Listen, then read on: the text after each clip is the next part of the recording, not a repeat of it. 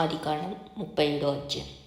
యాకోబు తన తండ్రి పరదేశవాసిగా ఉండిన కనాను దేశంలో నివసించెను. యాకోబు వంశావళి ఇది.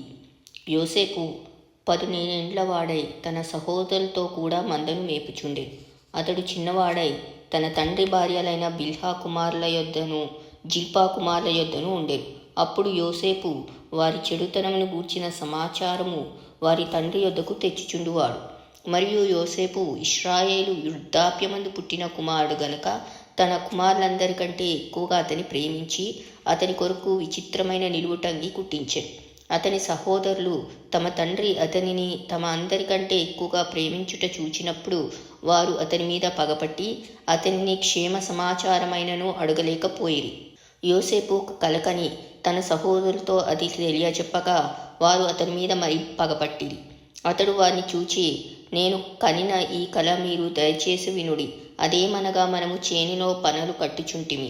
నా పన లేచి నిల్చుండగా మీ పనలు నా పనను చుట్టుకొని నా పనకు సాష్టాంగపడేనని చెప్పాను.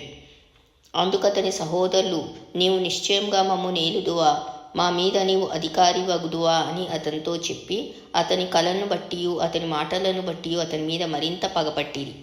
అతడు ఇంకొక కల కని తన సహోదరులకు తెలియజేసి, ఇదిగో నేను మరి ఒక కల కంటిని. అందులో సూర్యచంద్రులను 11 నక్షత్రములను నాకు సాష్టాంగపడేనని చెప్పాను. అతడు తన తండ్రితోనూ తన సహోదరులతోనూ అది తెలియచెప్పినప్పుడు అతని తండ్రి అతనితో, నీవు కనిన ఈ కల ఏమిటి? నేను నీ తల్లియు నీ సహోదరులను నిశ్చయంగా వచ్చి నీకు సాష్టాంగపడుదుమా అని అతని గద్దించాను. అతని సహోదరులు అతని యందు అసూయపడిరి. అయితే అతని తండ్రి ఆ మాట జ్ఞాపకం ఉంచుకొనెను. అతని సహోదరులు షెకెములో తమ తండ్రి మందను మేపుటకు వెళ్ళిరి. అప్పుడు ఇశ్రాయేలు యోసేపును చూచి, నీ సహోదరులు షెకెములో మంద మేపుచున్నారు, నిన్ను వారి యొద్దకు పంపెదను రమ్మన్నప్పుడు అతడు మంచిదని అతనితో చెప్పాను. అప్పుడతడు, నీవు వెళ్ళి నీ సహోదరుల క్షేమమును మందక్షేమమును తెలుసుకొని నాకు వర్తమానం తెమ్మని అతనితో చెప్పి హెబ్రోను లోయలో నుండి అతని పంపాను. అతడు షెకెమునకు వచ్చాను. అతడు పొలంలో ఇటు అటు తిరుగుచుండగా ఒక మనుష్యుడు అతని చూచి, నీవేమి వెతుకుచున్నావని అతన్ని అడిగాను. అందుకతడు, నేను నా సహోదరులను వెతుకుచున్నాను. వారు ఎక్కడ మందను మేపుచున్నారో అది దయచేసి నాకు తెలుపుమని అడిగాను. అందుకు ఆ మనుష్యుడు, ఇక్కడి నుండి వారు సాగి వెళ్ళిరి. వారు దోతానుకు వెళుదుము రండని చెప్పుకొంట వింటినని చెప్పాను. అప్పుడు యోసేపు తన సహోదరుల కోసము వెళ్ళి దోతానులో వారిని కనుగొనేను. అతడు దగ్గరకు రాకమునుపు వారు దూరం నుండి అతని చూచి అతని చంపుటకు దురాలోచన చేసిరి. వారు, ఇదిగో ఈ కలలు కనువాడు వచ్చుచున్నాడు, వీని చంపి ఇక్కడనున్న ఒక గుంటలో పారవేసి దుష్ట మృగము వీని తినివేసనని చెప్పుదుము.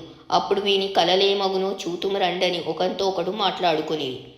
రూబేను ఆ మాట విని, మనము వాని చంపరాదని చెప్పి వారి చేతిలో పడకుండా అతని విడిపించెను. ఎట్లనగా, రూబేను అతని తండ్రికి అతని అప్పగించుటకై వారి చేతులలో పడకుండా అతని విడిపింప తలచి, రక్తం చిందింపకుడి, అతనికి హాని ఏమీ చేయక అడవిలోనున్న ఈ గుంటలో అతని పడద్రోయుడని వారితో చెప్పెను. యోసేపు తన సహోదరుల యొద్దకు వచ్చినప్పుడు వారు యోసేపు అంగీని అతడు తొడుక్కొని ఉండిన ఆ విచిత్రమైన నిలువుటంగీని తీసివేసి అతని పట్టుకొని ఆ గుంటలో పడద్రోసిరి.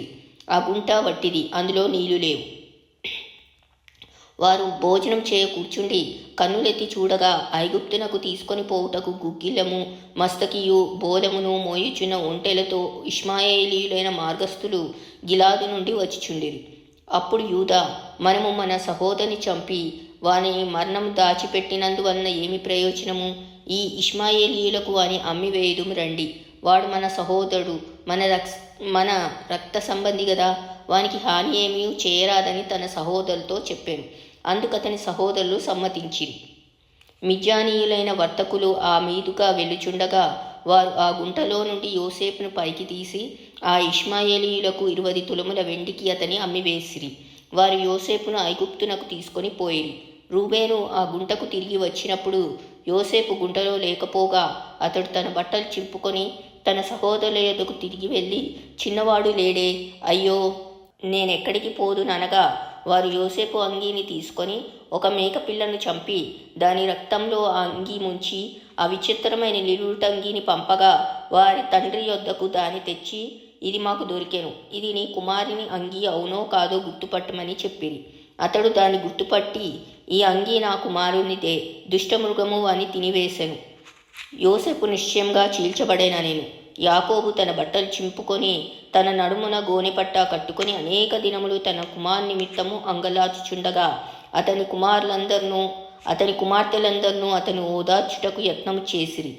అయితే అతడు ఓదార్పు పొందనొల్లక, నేను అంగలార్చుచు మృతుల లోకమునకు నా కుమారుని యొద్దకు వెలుదనని చెప్పి అతని తండ్రి అతని కోసము ఏడ్చెను. మిద్యానీయులు ఐగుప్తునకు అతను తీసుకొని పోయి ఫరో యొక్క ఉద్యోగస్తుడును రాజసంరక్షక సేనాధిపతియునైన పోతీఫర్నకు అతన్ని అమ్మివేసిరి.